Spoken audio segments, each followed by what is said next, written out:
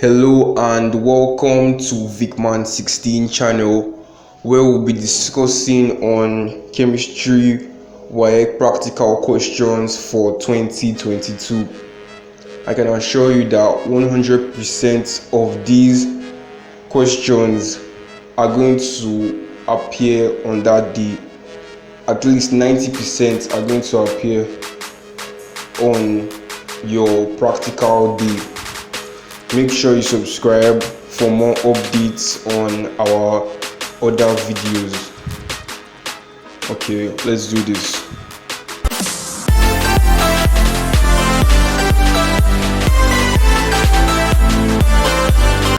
First of all, you need to know the salt you're going to be working with. It's going to be labeled in a jar or a container, probably labeled C, A, B, and the rest. They won't tell you what the salt is, but the salt you're going to be working with is ammonium ferrous sulfate. It contains two cations and an anion. So the practical is for you to be able to distinguish between them, to be able to get this or that from the practical. Okay, now it's time for you to know your reagents. For your first reagent, you have your aqueous barium chloride. Then we have your dilute hydrochloric acid, which is HCl. Then we have your sulfuric acid, which is dilute H2SO4. Then we have ammonia solution. Then we have your base, which is your sodium hydroxide. Then we have your distilled water, very important. Then we have your K2Cr2O7, which is your potassium heptaoxochromate 7. Then you also have litmus paper, which is used to identify whether it's an acid or base. From normal elementary chemistry, you know that when it's an acidic medium, your blue litmus paper will turn to red, and if it's an alkaline medium, your red litmus paper will turn to blue. Okay, let's start with the first test. We call this the solubility test. Don't forget to create a table with your test, observation, and inference. For this first test, you add C to distilled water, then divide into different portions. They might ask you to divide it into maybe 2, 3, or 4 portions depending on the question. For your observation, C dissolves to give a pale green solution. You can use pale or light green for differentiation to make your work unique. For the next one, C is a soluble salt because it dissolves in water. Now to the first portion of C, which you divided, to your aqueous sodium hydroxide, first in drops, then in excess. Now when in drops with aqueous sodium hydroxide, a dirty green gelatinous precipitate forms when in drops, and then the precipitate remains insoluble in excess. Now for your inference, ion 2 ion is present.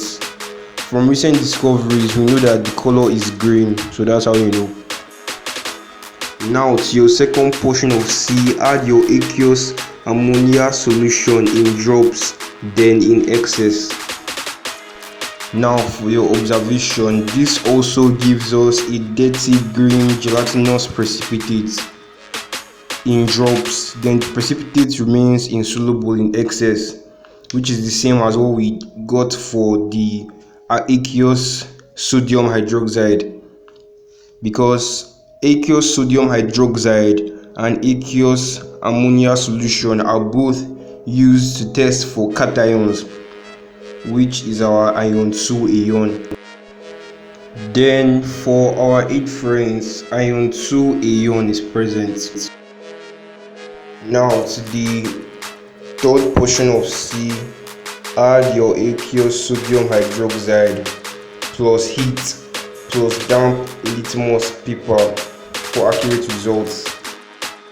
For the observation, there is an evolution of a colorless gas with a pungent, or you could say a choking smell which turns moist red litmus paper blue. The reason why I'm making it moist is for accurate results. For your inference, gas is alkaline because it turned moist red litmus paper blue as earlier discussed, and NH3 gas is evolved. That's the gas evolved. That means that ammonium is present.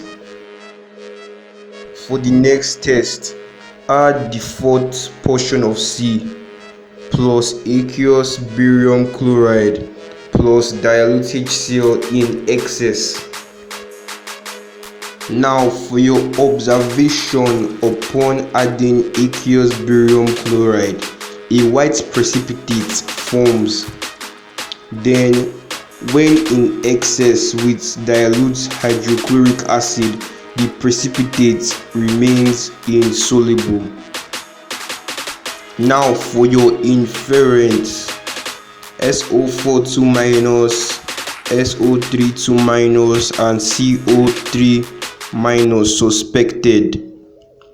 Then upon adding of dilute hydrochloric acid in excess, the precipitate remained insoluble, meaning that SO42 minus is present. Remember that barium chloride is used to test for two major anions, and when added to C, it will give white precipitate. Now if this white precipitate is insoluble, it will give you SO42 minus. That means that the SO32 minus and the CO3 minus are both soluble when in excess with dilute hydrochloric acid. Now for your next test, you add C to dilute H2SO4 plus your acidified K2Cr2O7. Now for your observation, color of acidified K2Cr2O7 changes from orange to green. Since K2Cr2O7 is an oxidizing agent, when it changes from orange to green, that means it has been reduced. What we're looking at is a reducing agent.